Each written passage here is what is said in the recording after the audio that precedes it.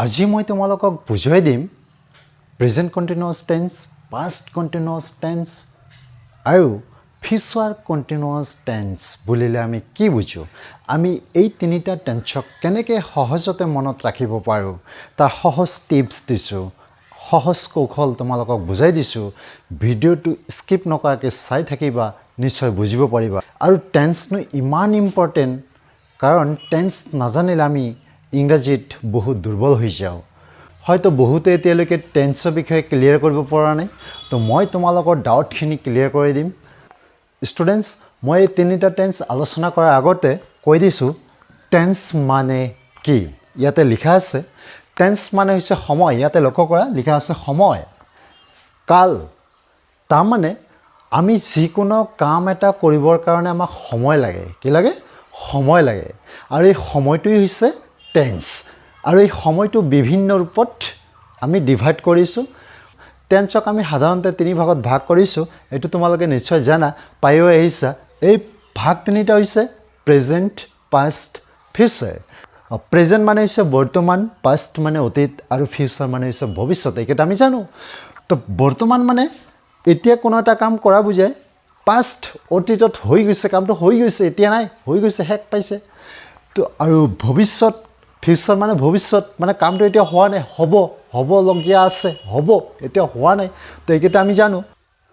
Students, আকৌ ইফালে লক্ষ্য কৰা, ইয়াতে মই লিখিছোঁ indefinite, continuous, perfect, perfect continuous. এই তিনিটা কি? এই তিনিটা একো নহয়, এই তিনিটা হৈছে এই টেন্স যে আমাৰ তিনিটা, এই তিনিটাৰে ভাগ। তো আমি মুঠতে 12টা টেন্সৰ ভাগ জানো। তো এতিয়া কথা হ'ল এই তিনিটাকে যদি আমি চাৰিটাকে ডিভাইড কৰোঁ, তেতিয়াহ'লে কি হ'ব? ইয়াৰ লগত যদি এইটো লগাই দিওঁ, লগাই দিওঁ, তেতিয়াহ'লে কি হ'ব? প্ৰেজেণ্টৰ লগত ইনডেফিনিট লগাই দিলে কি হ'ব? Present indefinite. আকৌ প্ৰেজেণ্টৰ লগত কণ্টিনিউৱাছ লগাই দিলে কি হ'ব? Present continuous. তেনেকৈ প্ৰেজেণ্টৰ লগত পাৰফেক্ট লগাই দিলে হ'ব প্ৰেজেণ্ট পাৰফেক্ট। আকৌ প্ৰেজেণ্টৰ লগত পাৰফেক্ট কণ্টিনিউৱাছ যদি আমি লগাই দিওঁ, তেতিয়াহ'লে কি পাম? Present perfect continuous. এতিয়া মই কৈ দিছোঁ ইনডিফিনিটনো কি? ইনডিফিনিট হৈছে কোনো এটা কাম অনিশ্চিত বুজাব। ডেট মিনছ ছাপ'জ মই ভাত খাওঁ, এইটো অনিশ্চিত হয়, খোৱা কামটো হয়, কিন্তু কেতিয়া খাম, কেতিয়া নাখাম, এইটো উল্লেখ নাই। ডেট মিনছ অনিশ্চিত। আকৌ কণ্টিনিউৱাছ, এতিয়া আগবাঢ়িছোঁ কণ্টিনিউৱাছ, ডেট মিনছ ৰানিং, চলি থাকিব। ডেট মিনছ ৰানিং, চলি থাকিব। কোনো এটা কাম চলি আছে, চলি থাকিব, চলি থকা বুজায়, এইটোৱে কণ্টিনিউৱাছ। বুজিয়ে পোৱা? কণ্টিনিউ, কোনো এটা কাম কি হৈছে? ৰানিং হৈছে। ডেট মিনছ কণ্টিনিউ হৈ আছে। আকৌ পাৰফেক্ট মানে কোনো এটা কাম শেষ হৈছে, কোনো এটা কাম কি হৈছে? শেষ হৈছে। আকৌ পাৰফেক্ট কণ্টিনিউৱাছ, তো পাৰফেক্ট মানে আমি অলৰেডি পালোঁ, শেষ হৈছে। আকৌ কণ্টিনিউৱাছ মানে চলি আছে, মানে কোনো এটা কাম শেষ পাই চলি আছে। ডেট মিনছ এইটো আমি কি বুজিব লাগিব? যে কোনো এটা কাম এটা সময়ত আৰম্ভ হৈছিল আৰু এটা সময়লৈকে চলি আছিল, তেতিয়া আমি পাৰফেক্ট কণ্টিনিউৱাছটো ইউজ কৰিব লাগিব। তো এতিয়া চিধা আগবাঢ়িছোঁ মই আজিৰ মেইন টপিকটোলৈ। আজিৰ মেইন টপিকটো হৈছে ষ্টুডেণ্টছ যে প্ৰেজেণ্ট কণ্টিনিউৱাছ, পাষ্ট কণ্টিনিউৱাছ আৰু ফিউচাৰ কণ্টিনিউৱাছ টেন্সৰ বিষয়ে আলোচনা কৰিম। এতিয়া আমি আগবাঢ়িছোঁ। ইয়াতে লিখা আছে কণ্টিনিউৱাছ টেন্স। তাৰ মানেনো কি? কণ্টিনিউৱাছ মানে হ'ল, অলপ আগতে মই কৈ দিলোঁ, কোনো এটা কাম চলি আছে, ডেট মিনছ চলি থকা, ৰানিং বুজাব, চলি আছে বৰ্তমানত। তো এতিয়া মই আকৌ ইয়াতে লিখি থৈছোঁ চলি আছে, আছিল, থাকিব। এই তিনিটাইনো কি বুজাইছে? আছে, আছিল, থাকিব। তো এই তিনিটা এনেকুৱা বুজাইছে, এইটো বৰ্তমানত, এইটো অতীতত, এইটো ভৱিষ্যতত। কোনো এটা কাম বৰ্তমানত যেতিয়া চলি আছে, তেতিয়া এইটো আমি ক'ম প্ৰেজেণ্ট কণ্টিনিউৱাছ টেন্স। আকৌ কোনো এটা কাম যদি অতীতত চলি আছিল, তেতিয়া আমি এইটো বুজিব লাগিব পাষ্ট কণ্টিনিউৱাছ টেন্স। আকৌ থাকিব, কি থাকিব? যে কোনো এটা কাম যেতিয়া ভৱিষ্যতত, ইন ফিউচাৰ, মানে ভৱিষ্যতত চলি থাকিব, এতিয়া নহয়, ভৱিষ্যতত চলি থাকিব, তেতিয়া আমি এইটো বুজিব লাগিব ফিউচাৰ কণ্টিনিউৱাছ। তো ষ্টুডেণ্টছ, আমি কি বুজি পালোঁ? তাৰমানে বৰ্তমানত যদি কোনো এটা কাম চলি আছে, বৰ্তমান ৰানিং হৈ আছে, তো এইটো আমি লিখিম প্ৰেজেণ্ট কণ্টিনিউৱাছত। আকৌ কোনো এটা কাম অতীতত চলি আছিল, কোনো এটা সময়ত চলি আছিল, এতিয়া নহয়, আগতে চলি আছিল, পাষ্টত চলি আছিল, তেতিয়া আমি এইটো লিখিব লাগিব ফাৰ্ষ্ট কণ্টিনিউৱাছ। আকৌ কোনো এটা কাম ভৱিষ্যতত চলি থাকিব, এতিয়া নহয়, চলি থাকিব, তো এইটো আমি ফিউচাৰ কণ্টিনিউৱাছত লিখিব লাগিব। এতিয়া ষ্টুডেণ্টছ, আমি এটা বস্তু লক্ষ্য কৰিব লাগিব, চেণ্টেন্স ষ্ট্ৰাকচাৰটোনো কি? চেণ্টেন্সনো আমি কেনেকৈ বনাম?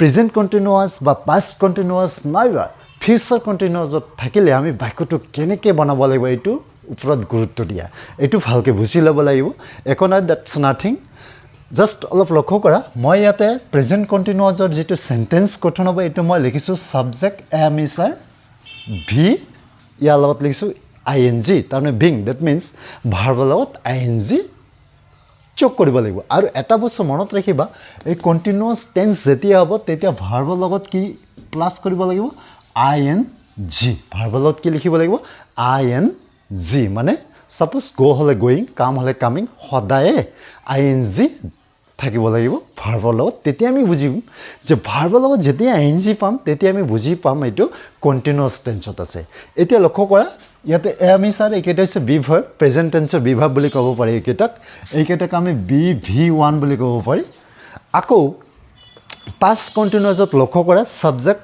ৱাজ বা ৱেৰ পাছত ভাৰ্বৰ লগত I N G V ing that means তো এইকেইটাক আকৌ BV2 ক'ব পাৰি মানে পাষ্ট টেন্সৰ বি ভাৰ্ব আকৌ ফিউচাৰ কণ্টিনিউৱাছত subject shall will be that means shall be will be দিব লাগিব এক্সুৱেলিৰ ভাৰ্ব এইকেইটা এই দুটো হৈছে এক্সুৱেলিৰ ভাৰ্ব শ্বেল উইল তো ইয়াৰ লগত বি দিব লাগিব আৰু ভাৰ্বৰ লগত আই এন জি দিব লাগিব তো ষ্টুডেণ্টছ মই এটা বস্তু দেখুৱাই দিব বিচাৰিছোঁ তোমালোকক অতি সহজতে মনত থাকিব পৰাকৈ আমি জানো যিকোনো চেণ্টেন্সৰ প্ৰথমতে আমি ছাবজেক্ট দিব লাগে তাৰপিছত ভাৰ্ব দিব লাগে তাৰপিছত অবজেক্ট বা কমপ্লিমেণ্ট এতিয়া কথা হ'ল ইয়াতে লক্ষ্য কৰা প্ৰতিটোতে ছাবজেক্টো আছে ভাৰ্বৰ লগত আই এন জি আছে এইটোতো আছে আৰু ছাবজেক্ট বা কমপ্লিমেণ্ট এইটোতো দিব লাগিব তো এতিয়া কথা হ'ল ইয়াত জাষ্ট চেঞ্জ কৰিব লাগে just we have to change here be verb present continuous টেন্সৰ কথা যেতিয়া ক'ম তেতিয়া আমি প্ৰেজেণ্ট টেন্সৰ বি ভাৰ্বকেইটা লগাই দিম আকৌ পাষ্ট কণ্টিনিউৱাছৰ কথা যেতিয়া ক'ম তেতিয়া আমি পাষ্ট টেন্সৰ বি ভাৰ্ব লগাই দিম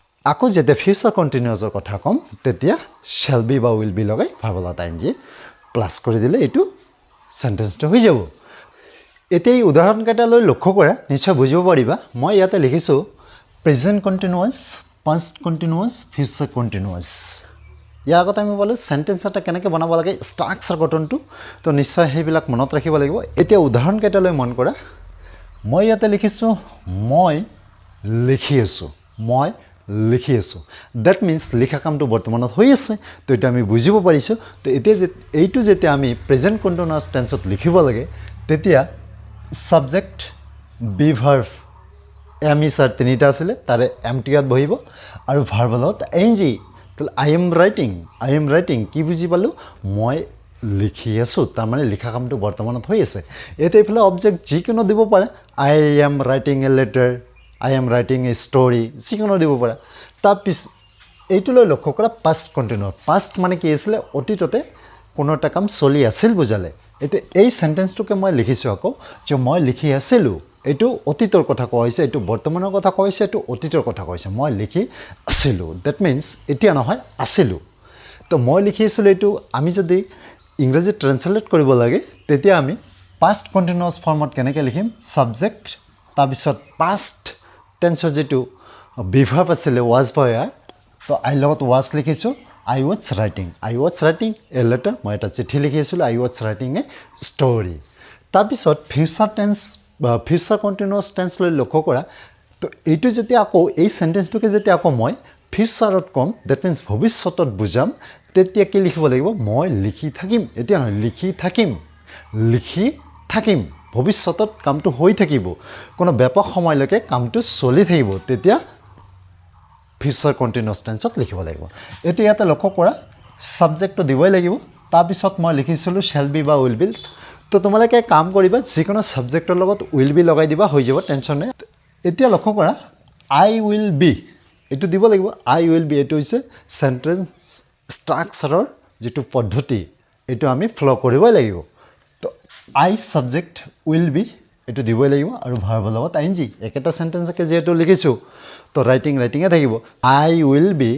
ৰাইটিং এ লেটাৰ মই এটা চিঠি লিখি থাকিম I will be writing a story মই এটা গল্প লিখি থাকিম এতিয়া তোমালোকে জাষ্ট লক্ষ্য কৰা এই চেণ্টেন্সটোলৈ প্ৰথম চেণ্টেন্সটোলৈ এইটো কামটো বৰ্তমানত চলি আছে এইটোলৈ লক্ষ্য কৰা এইটো চলি আছিল আৰু এইটো চলি থাকিব ডেট মিনছ লিখা কামটো চলি আছে চলি আছিল আৰু চলি থাকিব এইখিনি আমি গম পালোঁ ষ্টুডেণ্টছ লক্ষ্য কৰা ইয়াতে আইৰ লগত লিখিব লাগিব এম হি চি ইট নাম ইয়াৰ লগত লিখিব লাগিব is you they we that means plural number হ'লে লিখিব লাগিব আৰ এইকেইটা বস্তু তোমালোকে মনত ৰাখিব লাগিব আকৌ যেতিয়া পাষ্ট টেন্সৰ বিভাৰ্ব লিখিবলৈ আৰম্ভ কৰিম তেতিয়া আইৰ লগত লিখিব লাগিব ৱাজ দ্যাট মিন্স এজনক বুজালে ৱাজ বহুত বুজালে এটাতকৈ অধিক বুজালে ৱাৰ এইখিনি তোমালোকে মনত ৰাখিবা এতিয়া নেক্সট বাক্যটোলৈ আমি আগবাঢ়িছোঁ তেওঁ পঢ়ি আছে তেওঁ পঢ়ি আছিল তেওঁ পঢ়ি থাকিব তো একেটা কথাকে তেওঁ মানে হি প্ৰত্যেকটো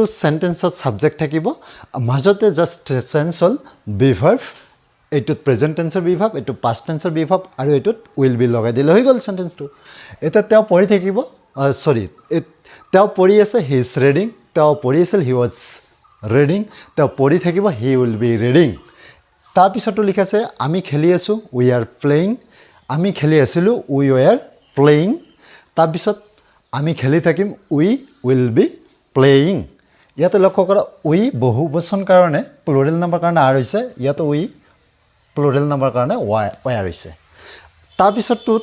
তাৰপিছতলৈ লক্ষ্য কৰা হি ইজ ডেন্সিং এইটো কণ্টিনিউছ তেওঁ নাচি আছে পাষ্টত কি হ'ব তেওঁ নাচি আছিল হি ৱাজ ডেন্সিং ফিউচাৰত হ'লে কি হ'ব হি নাচি থাকিব that means he will be dancing তো আমি কি বুজি পালোঁ বৰ্তমানত কোনো এটা কাম চলি আছে প্ৰেজেণ্ট কণ্টিনিউৱাছ অতীতত কিবা এটা কাম চলি আছিল পাষ্ট কণ্টিনিউৱাছ আৰু ভৱিষ্যতত কিবা এটা কাম চলি থাকিব ফিউচাৰ কণ্টিনিউৱাছ আৰু কেনেকৈ লিখে মই ধুনীয়াকৈ উদাহৰণ সহকাৰে তোমালোকক বুজাই দিলোঁ তো তোমালোকে নিশ্চয় বুজিব পাৰিছা ডাউটখিনি হয়তো ক্লিয়াৰ হৈ গৈছে এনেকৈ আমি হাজাৰ হাজাৰ সেন্টেন্স গঠন কৰিব পাৰি ভিডিঅ'টো যদি ভাল লাগে লাইক এটা কৰি দিয়া আৰু তোমাৰ বন্ধু বান্ধৱীসকললৈ ভিডিঅ'টো শ্বেয়াৰ কৰি দিয়া আৰু যদি কোনোবাই ছাবস্ক্ৰাইব কৰা নাই ছাবস্ক্ৰাইবটো কৰি লোৱা